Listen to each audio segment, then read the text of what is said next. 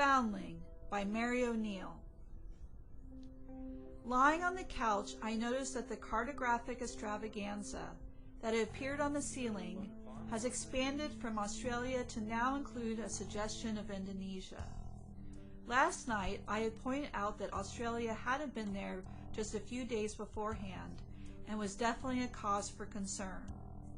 My husband, who is a not-doing sort and has very sophisticated strategies for ensuring that his not-doing lifestyle is uninterrupted, began to argue that I was geographically deluded and to discuss which country was emerging above our heads as a means of avoiding the obvious.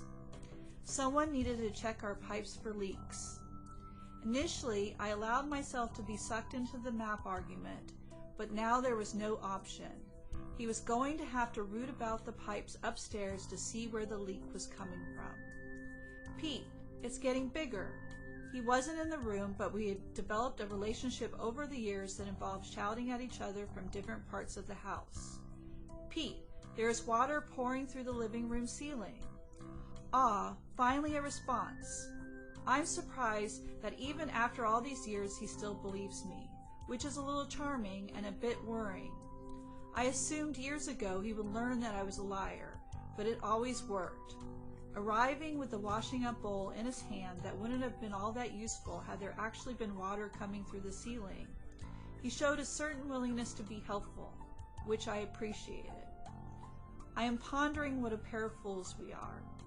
He falls for my motivating lies, and I still think something has happened when he curses loudly.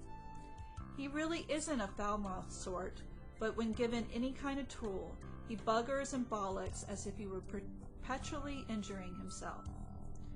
Early on, I used to run to wherever he was working to see if I was needed to retrieve a severed finger or apply pressure to a punctured artery. But he would look at me in surprise, unaware that he had said anything, let alone exclaimed loudly, suggesting serious injury.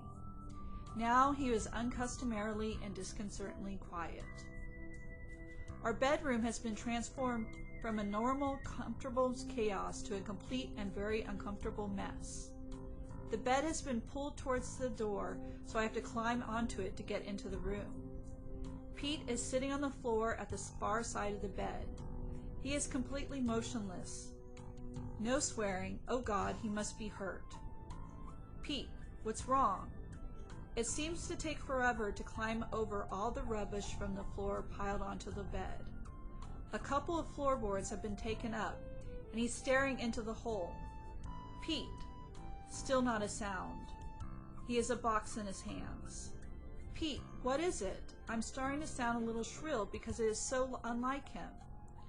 I follow his stare into the box. "Shit, Pete. Oh my God, what is it, Pete?" In the box is a creature, or at least what the remains of a creature. I can hear myself saying things, but I'm not sure what is coming out. Whatever it is, I want it to be gone, for Pete to get rid of it, to talk to me. "It's a baby," he says. This doesn't help, and I feel more hysterical.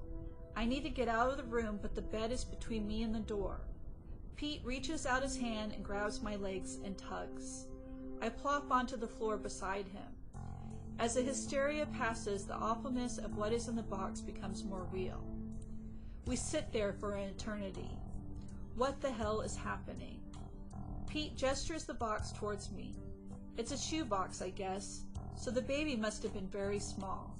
It is wrapped in a cloth that has become threadbare, so I can clearly see the shape of the little body beneath. It is still curled up as it would have been in the womb, legs tucked up and crossed at the ankles, and its hand is to its mouth as if it's sucking its thumb. The exposed head and hand look papery. The body must have somehow dried out. The size of the baby suggests that it has not reached full term. Unfortunately, I know too much about small premature babies. Babies that die before ever having reached the air. I have had 3 of these little creatures, my little fish. The only knowledge I have of them is from my inside. The fluttering and nudging of an aquatic creature growing quietly on its own. Each time I was hopeful, feeling that this one was stronger, showed more will to live. I convinced myself by omens that each confirmed pregnancy had all the elements for success, but each ended at the same stage. The first feeling of oddness that I would try to dismiss as a thrill of pregnancy, until the spots of pink on my knickers would look so innocent. It became harder and harder to convince myself that all women have that odd spot of blood. And then the pain would start, and then the bleeding, the real thing, pints of blood running everywhere. I put a towel between my legs and called the ambulance. No, I can't walk to the front door. No, my husband isn't with me. Yes, I have phoned him. Yes, I'm alone. Completely alone. No more fluttering fish. No more inside pal that there have been everywhere with me for weeks. No more chats to my stomach at night. Then there's a stupid little chair that is used to lift you up out of the house and into the ambulance. The medics cover me with a blanket, not bothering to look under the towel. There is no point. It is obvious. The young smooth-faced doctors in the A&E who don't really want to get involved because they haven't done their obstetrics and gynecology yet, put me in a side room on a narrow and uncomfortable bed. Eventually, a registrar comes in and asks if I've passed anything yet. It takes a while to realize that he's talking about my baby. The first time, I innocently say I don't know. The second and third time, I know if you don't know, you haven't. Because when your baby comes out, you know it. It may not be as physically painful as giving birth after the full 9 months, but when a life leaves your body, it doesn't do it quietly. The roars that have left me were not because of the contractions or pains of birth. They were the pains of death, the pains of the end of a life, the end of a dream. The first time I thought the roars came from without me, as if it was a sound from the planet, like thunder or a volcano, but it was me. And then the young doctor would come back with a dish and not think to say, "Would you like to see your baby?" I grabbed Pete's arm. "Get it, tell him to give me my baby." That's when I saw it, my poor small thing, recognizably human, curled up and covered in blood. I did not know then to say, I want to take it home to bury it. I did not think to ask if it was a boy or a girl. This baby in the box must have been older than ours. It looked more complete, but not quite done. When I saw the tears pouring down Pete's face, my silent crying became loud sobs. I was used to crying alone, but to see him cry broke my heart. We had learnt that to mourn our babies privately, even from each other, was the only way to bear it.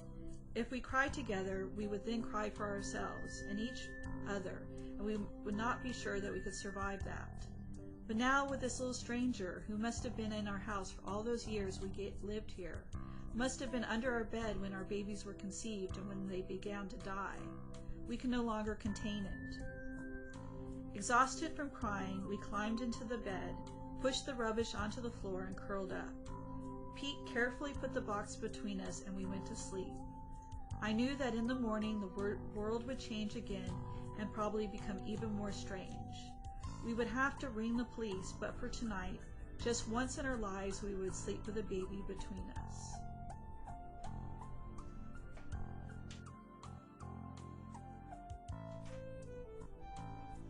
I started the book with Mary O'Neill's Foundling because it's so deeply connected to my experience of no.